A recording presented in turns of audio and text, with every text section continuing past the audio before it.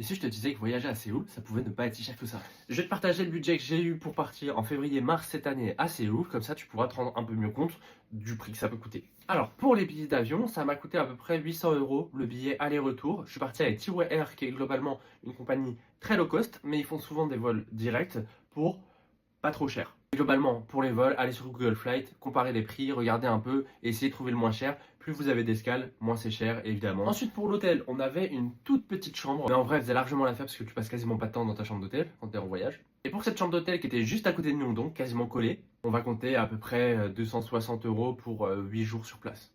Et enfin, le poste des dépenses qui est pour moi le plus important, la nourriture. Si vous mangez en convenience store, ce que je recommande pas trop parce que la bouffe en Corée est pas ouf en convenience store, mais ça peut être hyper économique. La street food, pas cher du tout, même si ça a un peu augmenté. Et globalement, les restaurants et les cafés coûtent pas si cher que ça. Ça reste un petit budget, mais comptez à peu près 200 euros pour votre voyage à Séoul et ça sera largement suffisant. Évidemment, je parle pas de shopping, je parle pas des activités payantes parce que ça dépend de ce que vous voulez faire et quel budget vous voulez mettre dedans. Et en plus de ça, l'avantage à Séoul, c'est qu'il y a beaucoup d'activités qui sont gratuites et même quand elles sont pas gratuites, elles sont relativement peu chères. Donc, avec un budget de 1200-1300 euros, on peut faire 8 jours sur place sans vraiment se priver et on peut réduire à peu près 1000 euros si on trouve un billet d'avion vraiment pas cher avec des escales.